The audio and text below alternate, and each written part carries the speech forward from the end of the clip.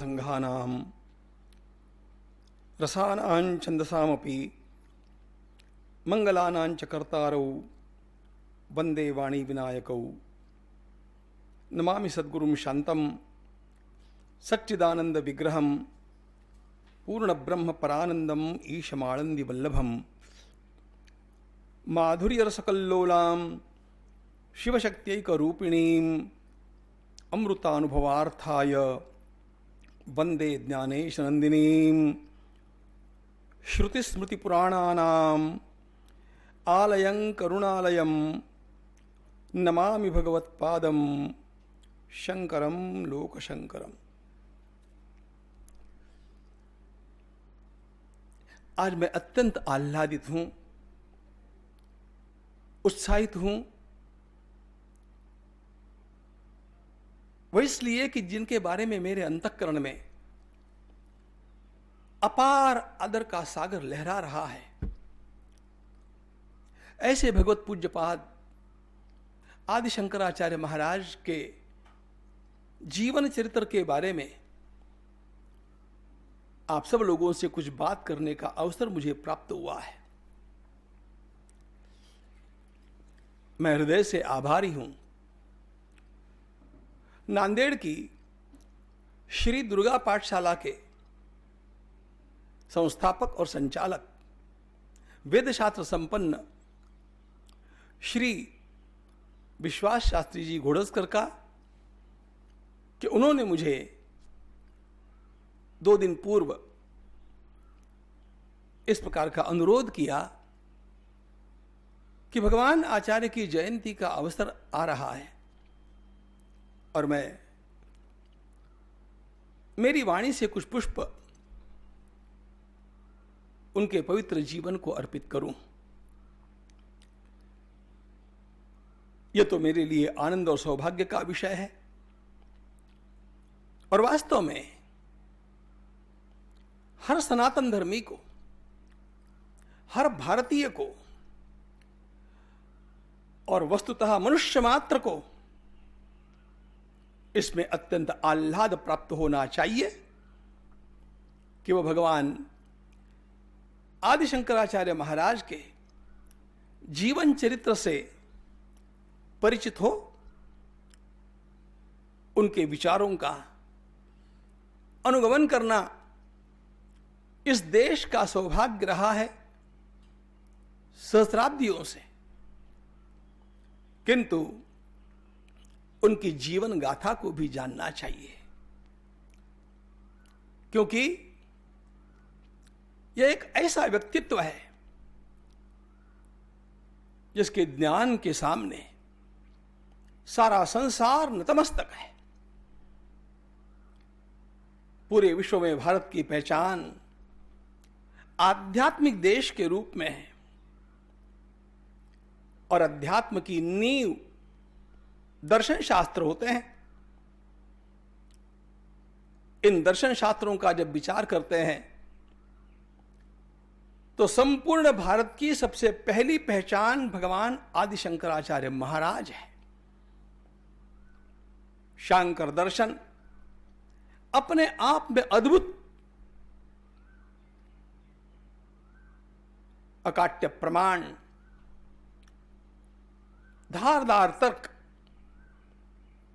और अत्यंत निष्ठा के साथ भगवान आचार्य जब अपना ज्ञान का खजाना उनके भाष्यों में खोलते हैं तो हम लोग केवल नहीं, हमारे देश की विद्वानों की पीढ़ियां पीढ़ियां स्तंभित रह गई।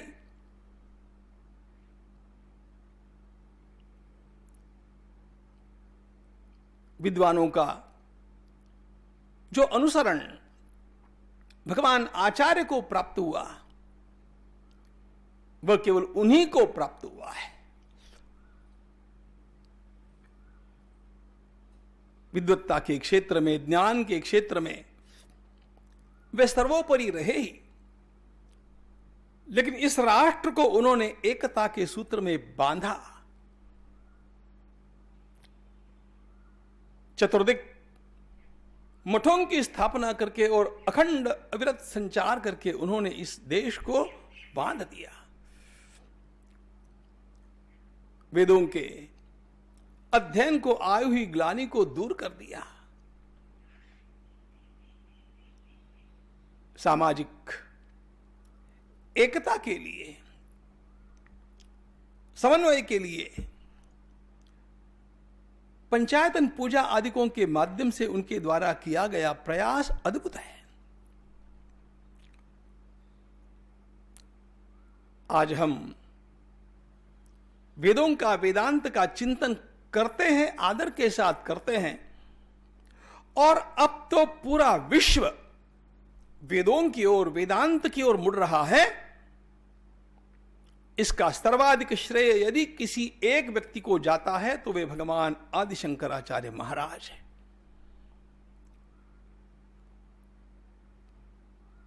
उनका वर्णन करना मेरी अल्पमति के लिए कैसे संभव होगा, किंतु भगवान शिवजी की स्तुति करते समय जो पुष्पदंत ने कहा, वही कह करके मैं आरंभ करना चाहता हूं। मम त्वेतां वाणीं गुणकथन पुण्येन भवता पुनामीत्यर्थेऽस्मिन् पुरमथन बुद्धिर्व्यवसिता। मैं उनका वर्णन कितना कर पाऊंगा, इसके लिए तो प्रश्न चिन्ह है, लेकिन जो भी कर पाऊंगा उससे मेरी वाणी पवित्र होगी। इसलिए अर्चना के ये पुष्प मैं उस प्रातस्मरणीय भगवद अवतार के चरणों में चढ़ाना चाहता हूं। 2500 वर्ष पहले के भारत का विचार हम लोगों को करना चाहिए। वेद प्रणीत मार्ग पर चलने वाला यह राष्ट्र अजेय था, समृद्ध था, सभी प्रकार से सुरक्षित था, और ऐसी स्थिति में परंपराओं के चलने पर पीढ़ियों के पश्चात कभी न कभी विकृतियां आ भी जाती है। गंगा जी के पवित्र प्रवाह में मार्ग में नाले जैसे मिल ही जाते हैं, वैसे ये उथल पुथल समाज में चलती रहती है। 2500 वर्ष पूर्व की स्थिति हमारे देश में मौर्य युग कहलाता है। उस समय सत्ता मौर्यों के पास थी, उसके पश्चात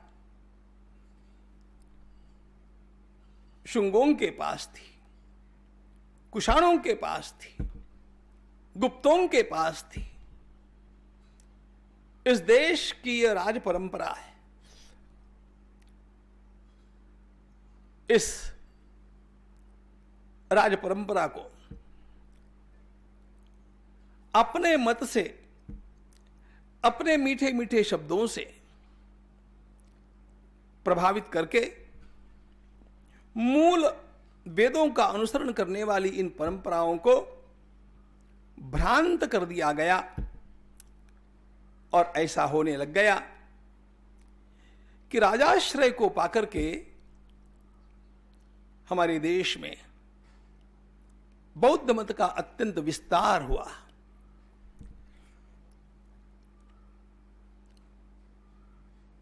हमारे देश की एक विशेषता है,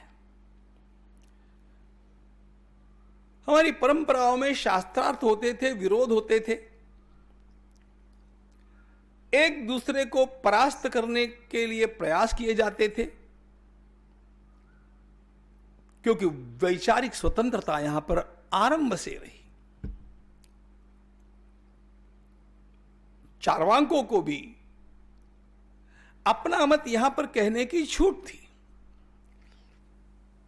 और सभी प्रकार के मत मतांतर अपने प्रभाव को बढ़ाना चाहते हैं, यह तो चलता ही है। ऐसी स्थिति में जब पूरा देश अकर्मण्यता की ओर बढ़ने लग गया, कर्तव्य विन्मुख होकर के अपने कर्तव्यों को त्याग करके भी हम मठ में जाकर के रहे और वहीं पर अपना निर्वाह करें, इस प्रकार की प्रवृत्ति बढ़ जाए तो कोई भी राष्ट्र दुर्बल हो सकता है। वेदों ने, वेद प्रणीत भगवत गीता ने कर्म का त्याग नहीं कहा। स्वे स्वे कर्मण्य निभरतः संसिद्धिम लभते नरः कुर्वन्नेवेह कर्माणि जिजी विशेष तक समाह। 100 वर्षों तक व्यक्ति को अपना कर्तव्य करना चाहिए। कर्तव्य का त्याग करके मैं परमार्थ का ही स्वीकार कर लूं, ये नहीं चलता। कुछ लोग ऐसा कर दें तो आपत्तिजनक नहीं भी हो, लेकिन यदि समाज का बहुत बड़ा युवा वर्ग अकर्मण्यशील बन जाता है तो वह राष्ट्र के लिए दुर्बलता का कारण बन जाता है। ऐसी स्थिति में इन मतों को निरस्त करने के लिए कुमारिल भट्टपाद महाराज ने अत्यंत बड़ा प्रयास किया, जिसको हम समय से देखेंगे। लेकिन यह उथल पुथल चलती रही और ऐसी स्थिति में भगवान आचार्य का उस पवित्र शिवांश का हमारे देश में अवतरण होता है। हमारे देश के सुदूर दक्षिण का केरल प्रांत सौंदर्य की परिसीमा है। प्राकृतिक सौंदर्य वहां पर परमात्मा ने ऐसा भर दिया है कि आज भी वह गॉड्स ओन लैंड, भगवान का स्वयं का स्थान, भगवान का स्वयं का घर कहलाता है। उस केरल प्रांत में कालड़ी ग्राम में एक सामान्य ब्राह्मण परिवार नंबूदरी वंश का अपना गुजारा करता है। विद्याधिपति इस परिवार का संवाहन करते हैं। उनके पुत्र शिवगुरु है। शिवगुरु की पत्नी का नाम आर्यांबा है। कहीं कहीं वे विशिष्टा देवी भी कहलाती है। शिवगुरु स्वयं वेदशास्त्र संपन्न है। उत्तम ब्राह्मण जीवन जीते हुए वे अपना गृहस्थाश्रम संचालित कर रहे हैं। लेकिन गृहस्थाश्रम की पूर्णता तो हमारे वेदों ने मानी है पुत्र के जन्म में। प्रजातंतुम मां व्यवच्छेत्सी ही ये वेद की आज्ञा है। गृहस्थ का कर्तव्य है कि उसे पुत्र होना चाहिए। पंडित शिवगुरु को लगता था आयु ढलने को आ गई, अभी पुत्रमुख दर्शन नहीं हुआ। वे स्वयं वैसे भी भगवान चंद्रमौलीश्वर शिव के उपासक, यद्यपि उनकी कुलदेवता भगवान केशवदेव है। केशवदेव यानी श्री कृष्ण भगवान। इस बात को भी जान लीजिएगा कि भगवान आदिशंकराचार्य महाराज की कुलदेवता भगवान श्री कृष्ण है। अनेक बार लोगों को इसका पता नहीं होता और लोग भगवान शंकराचार्य जी महाराज को शैव मान लेते हैं।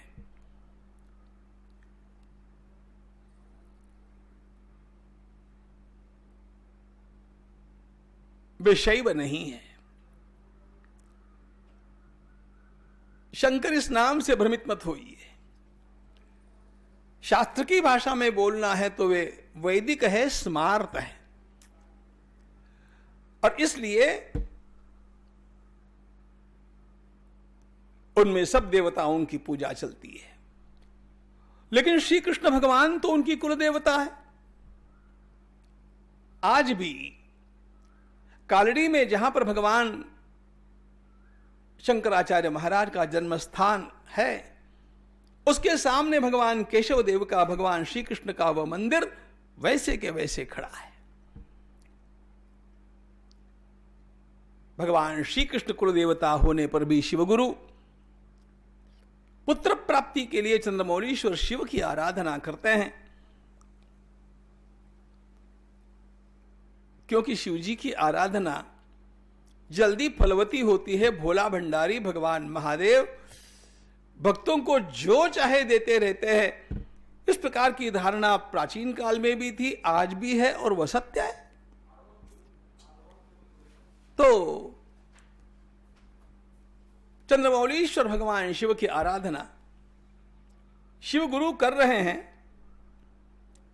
पूरी एकाग्रता के साथ, समर्पण के साथ कर रहे हैं। उन्हें स्वप्न दृष्टांत हुआ। भगवान शिव जी ने दर्शन देकर के कहा, शिव गुरु मैं तुमसे प्रसन्न हूं, तुम्हारी इच्छा पूरी करना चाहता हूं, तुम्हें पुत्र प्राप्त होगा, लेकिन मैं दो विकल्प तुम्हारे सामने रखता हूं। यदि तुम्हें दीर्घायु पुत्र चाहिए तो होगा, लेकिन वो मूर्ख रहेगा, और यदि तुम्हें अत्यंत विद्वान पुत्र चाहिए तो होगा, लेकिन वह अल्पायु होगा। अब ऐसा प्रश्न पूछने पर शिवगुरु क्या बोलते? लेकिन शिवगुरु ने, क्योंकि ब्राह्मण के संस्कार थे, भगवान महादेव से कह दिया चाहे अल्पायु हो लेकिन मेरा पुत्र विद्वान होना चाहिए। अरे भगवान शिव ही अंश रूप में पधारने वाले थे। मित्रों, ईसवीय पूर्व सन, ईसा पूर्व 509 यह वर्ष, वैशाख शुद्ध पंचमी, यानी आज की भाषा में बोलूं ठीक 2530 वर्ष पूर्व भगवान आदि शंकराचार्य महाराज का अवतरण कब हुआ, इसके बारे में लोगों में कुछ मतभेद है। कुछ लोग उन्हें ईसवी 8वीं सदी में मानते हैं, लेकिन समस्त प्रमाणों से प्रमाणित और मेरी श्रद्धा के अनुसार भगवान आदि शंकराचार्य महाराज का काल 2500 वर्ष पूर्व का है। भगवती आर्याम्बा ने वैशाख शुद्ध पंचमी के दिन दिव्य बालक को जन्म दिया। शंकराचार्य भगवान की जय। शिवगुरु और आर्याम्बा का गृहस्थाश्रम सफल हो गया। नहीं, भारत की धरती सफल हो गई, सनातन धर्म सफल हो गया, क्योंकि उसको ऐसा कर्णधार मिला जिसका नाम यावत चंद्र दीवा करो इस भूमि के ऊपर जगमगाते रहना है। ध्यान रखना, 2500 वर्ष तो बीत गए, हजारों कितने भी वर्ष बीत जाएंगे, लेकिन भगवान शंकराचार्य महाराज के बारे में यही कहा जाएगा, न भूतो न भविष्यति। न ऐसा कोई हुआ, न ऐसा कोई हो सकता है। ध्यान रखना, हम उस चरित्र का चिंतन कर रहे हैं इस नन्हे से बालक का नाम शंकर रखा गया। भगवान शिव गुरु की श्रद्धा थी कि स्वयं भगवान शिवजी ही अंश रूप में पधारे हैं, और इसलिए यथायोग्य शंकर यही नाम इस बालक को प्रदान किया गया। शंकर दिखने में बहुत सुंदर थे। कमल के समान उनके नेत्र, चंद्रमा के समान उनका मुखारविंद, निरंतर हास्य उनके मुखारविंद के ऊपर। विस्तृत भाल। इस बालक को देख करके शिवगुरु फूले नहीं समाते थे, यह स्वाभाविक था। लेकिन केवल देखने में सुंदर नहीं था यह बालक, उसकी प्रतिभा ही अद्भुत थी। केरल की भाषा मलयालम है। 3 वर्ष के होते होते ये छोटा शंकर मलयालम भाषा के कितने ही ग्रंथों को सुन गया, पढ़ गया, कितना ही कंठस्थ कर लिया। प्रतीक्षा कर रहे थे शिवगुरु कि जल्दी बड़ा हो जाए तो 5वें वर्ष में इसका उपनयन संस्कार कर दिया जाए, यह बहुत विद्वान होगा। लेकिन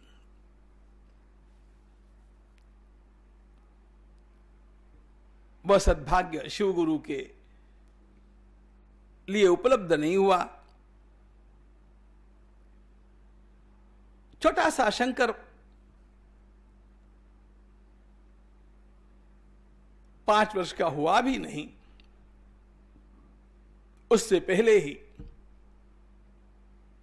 शिवगुरु भगवान के धाम पधार गए। अब घर में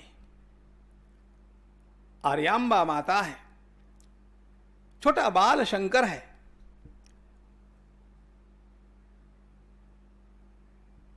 पांचवें वर्ष में उसका उपनयन संस्कार विप्रों ने मिलकर के कर दिया, और उपनयन संस्कार के पश्चात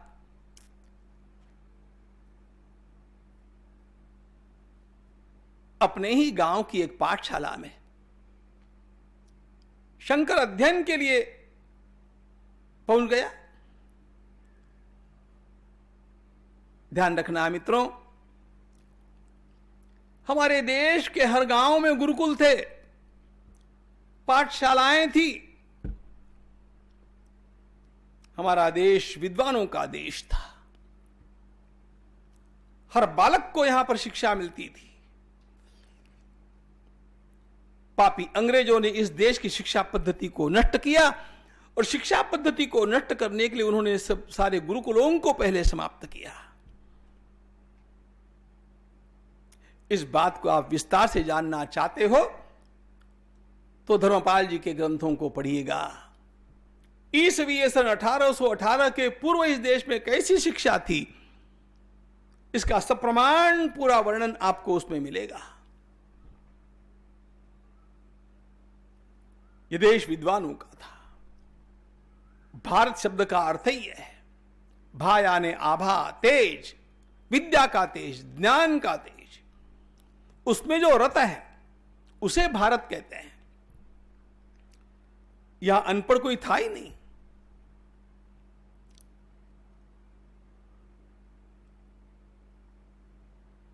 अपने ही गांव की पाठशाला में शंकर पढ़ रहा है। बुद्धि इतनी तेज है कि 5वें वर्ष में पढ़ना आरंभ किया है, और 8 वर्ष का होते होते बाल शंकर ने, ब्रह्मचारी शंकर ने 4 वेद कंठस्थ कर लिए। अष्टमे चतुरो वेदा। 8 वर्ष का बालक समस्त वेदों को अपनी जिह्वा पर धारण करता है। यह उसकी विद्वत्ता।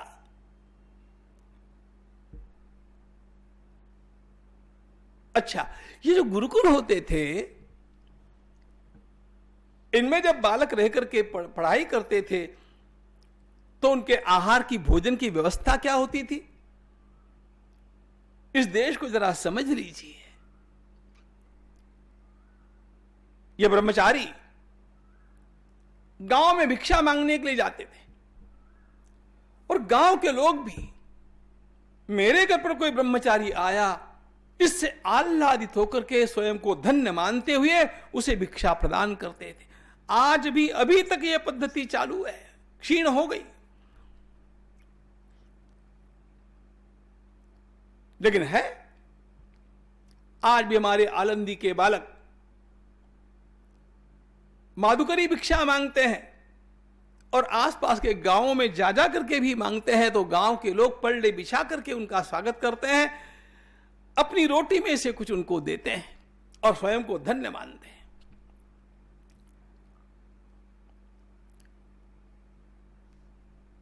भिक्षा तेजस्वी अन्न है। काशी में तो अभी अभी तक यह पद्धति रही है, अनेक स्थानों में रही है। एक दिन ये छोटा शंकर भिक्षा मांगता हुआ एक कुटिया के सामने पहुंच गया और उसने जैसी की पद्धति है आवाज दी, ओम भवती भिक्षां देहि। खड़ा रहा, कुटिया में से कोई आया नहीं। कोई तो भी अंदर है, यह आभास हो रहा था, लेकिन कोई आया नहीं। कुछ समय के पश्चात शंकर ने दोबारा कहा, ओम भवती भिक्षां देहि। भिक्षा का यह नियम होता है कि थोड़ी थोड़ी प्रतीक्षा करके 3 बार कहना, और फिर भी कोई नहीं आवे, भिक्षा न मिले तो अगले घर चले जाना।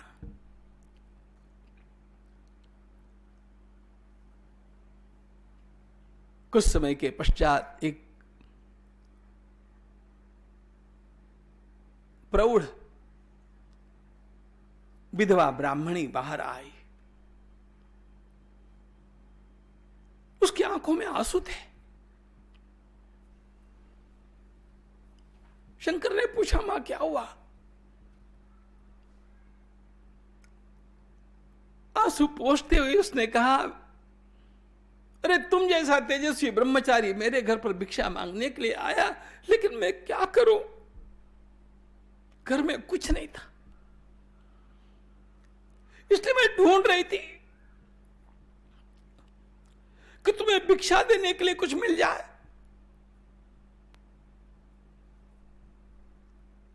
ढूंढने पर मुझे केवल हमारे घर के पीछे जो आंवले का पेड़ है, उसके नीचे एक आमलक मिला, एक आंवला मिला। मेरे पास इतना ही है, आप प्रेम से ग्रहण कीजिएगा। छोटा बाल शंकर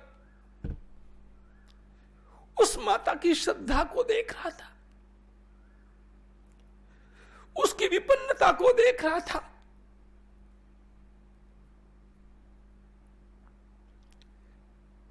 अंतःकरण से करुणा फूट पड़ी।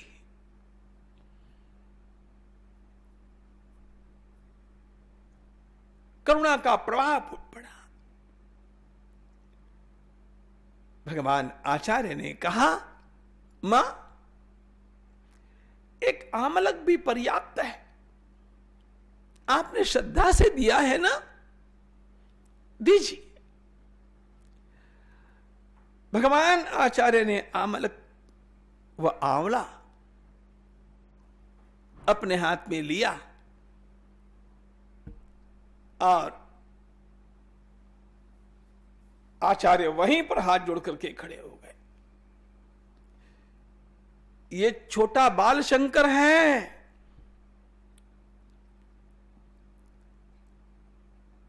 अवस्था केवल लगभग 8 वर्ष की है, लेकिन वेदों का अध्ययन करने का, आचार्यनिष्ठ रहने का परिणाम यह है कि सारे देवता उसकी बात मानते हैं। हमारे शास्त्रों ने ये बातें बड़ी विस्तार से कही है। भगवान आचार्य ने गदगद होकर के लक्ष्मी का आवाहन किया। एक ब्राह्मण बालक को भिक्षा देने के लिए, जिसके अंतःकरण में इतनी श्रद्धा है, लक्ष्मी की कृपा के लिए पात्र है, यह सोच करके भगवान आचार्य वहां पर एक स्तोत्र के माध्यम से लक्ष्मी जी का स्तवन करते हैं। थोड़े सुन लीजिए उन पवित्र श्लोकों को जो भगवान आचार्य के बाल मुख से उस समय निकले। अंगम हरे पुलक भूषणमाश्रयन्ती भृंगांगमेव मुकुलाभरणन्तमालम् अंगीकृताखिल विभूतिरपांगलीला मांगल्यदास्तु मम मंगल देवताया। भगवती लक्ष्मी का आवाहन करके वे कहते हैं, मां कृपा करो इस परिवार के ऊपर।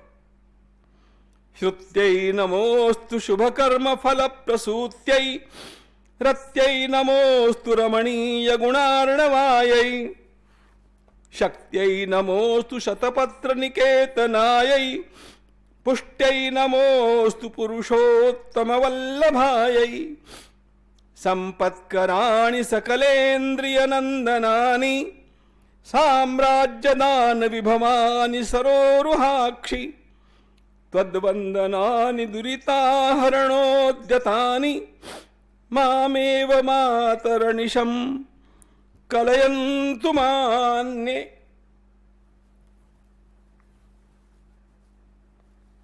भगवान आचार्य की वाणी अद्भुत है।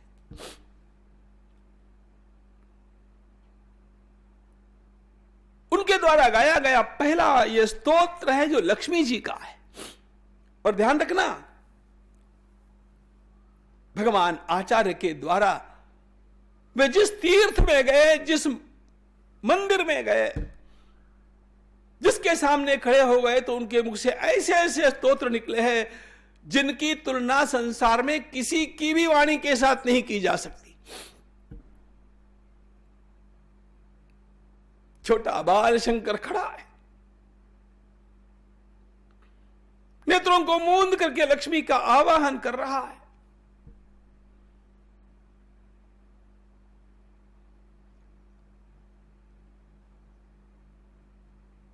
वह प्रौढ़ विधवा ब्राह्मणी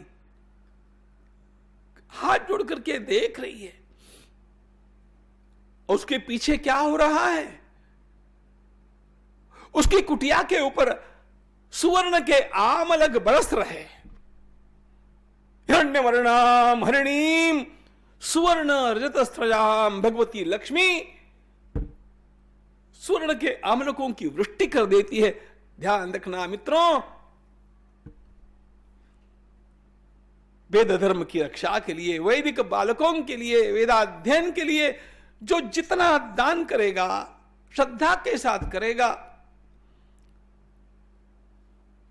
अपने आप भगवान उसका घर भगवती लक्ष्मी की कृपा से समृद्ध कर देंगे। यही शास्त्र है।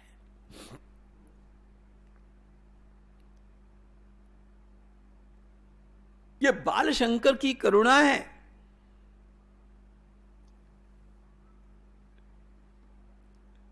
मैंने एक महाभाग के वाङ्मय में पढ़ा था कि भगवान शंकर में वो करुणा नहीं थी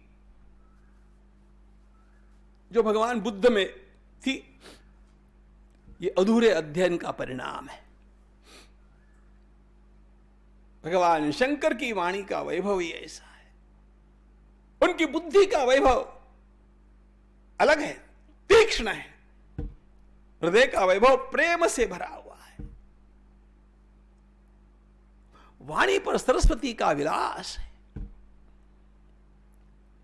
और अंतःकरण में अपार करुणा का प्रवाह इस जनता के उद्धार के लिए है।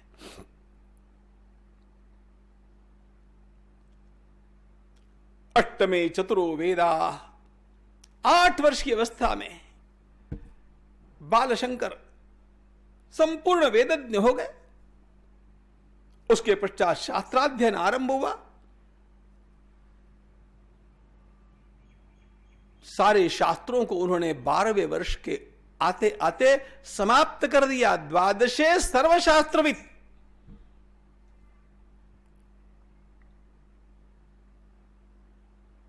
आठ वर्ष तक की अवस्था में संपूर्ण वेदाध्ययन, 12 वर्ष के पूर्व सारे शास्त्राध्ययन से पारंगत होकर के शंकर ने क्या किया? शंकर ने वही किया जो उत्तम ब्राह्मण को करना चाहिए। अब अपने ही घर में उन्होंने पाठशाला का आरंभ किया, अध्यापन का आरंभ किया। हमारे शास्त्रों ने कहा जो आपने पढ़ा वो औरों को पढ़ाइए। स्वाध्याय प्रवचनाभ्याम न प्रमदितव्यम। व्यक्ति को ज्ञान को प्राप्त करने के लिए स्वाध्याय करना चाहिए और ज्ञान का दान करने के लिए प्रवचन करना चाहिए, बोलते रहना चाहिए।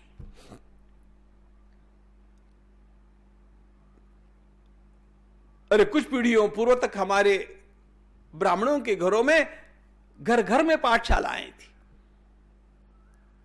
और बालकों को अपने घर पर रख करके ये पढ़ाते थे।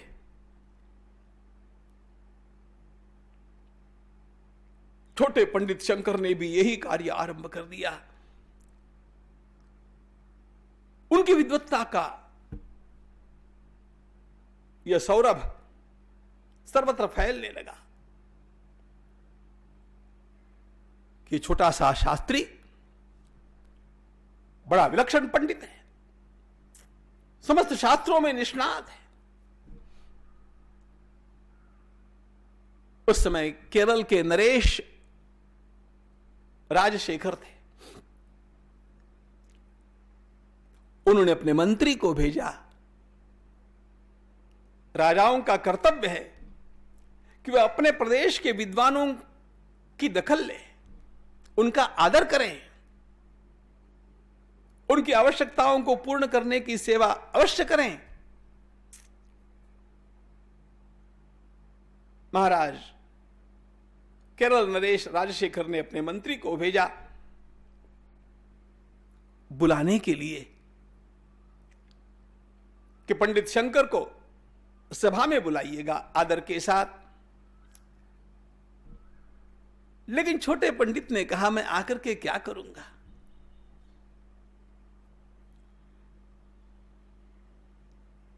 मेरा पढ़ाने का समय है, राजा से मेरा कोई काम नहीं है, अध्यापन का समय मैं जाने आने में गंवाना नहीं चाहता हूं। नहीं गए, निमंत्रण राजा का आने पर भी नहीं गए। तो राजा के निर्देश के अनुसार मंत्री महोदय ने बहुत सारी स्वर्ण की मुद्राएं उनको अर्पित करना चाहा। भगवान आचार्य ने कहा, उस छोटे से बाल शंकर पंडित ने कहा अन्न वस्त्र की व्यवस्था यहां पर ठीक से हो रही है, अभी इसकी आवश्यकता नहीं है, आवश्यकता होने पर इसका स्वागत भी करेंगे, लेकिन अभी इसे वापस ले जाओ। यह शंकर की निस्पृहता, यह ब्राह्मण्य का आदर्श है। ध्यान रखना मित्रों, ब्राह्मण संचय करने के लिए नहीं होता है, सादगी पूर्ण जीवन जीना और समाज के लिए जलते रहना, यही ब्राह्मण का कर्तव्य है। और ऐसे ही विप्रों ने इस देश के अंधकार को दूर किया है। और ब्राह्मण एक तेज की मूर्ति है। मंत्री महोदय लौट गए। राजशेखर स्वयं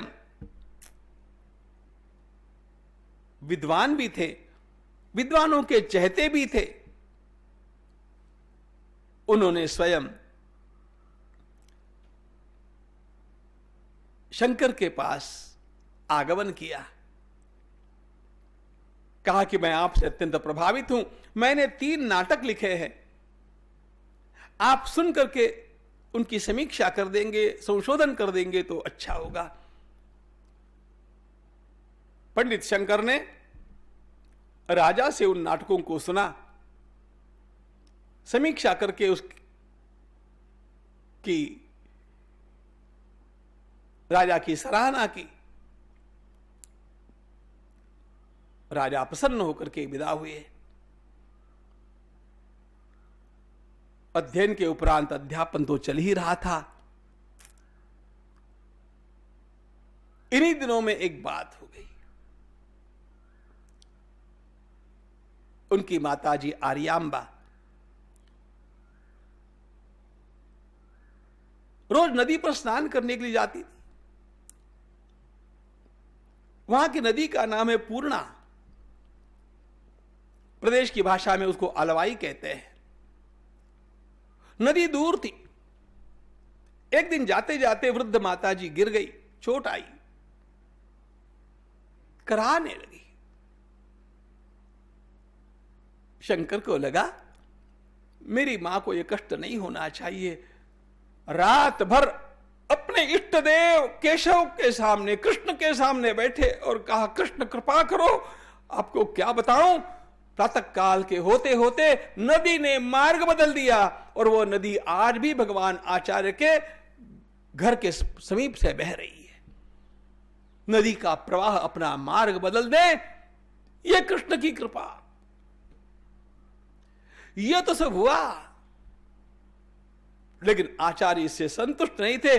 उनके मन में एक विचार आ रहा था, यदि वैदिक धर्म का पुनरुद्धार करना है, पुनरुत्थान करना है, तो आवश्यकता सन्यास की है, घर में बैठे बैठे नहीं होगा।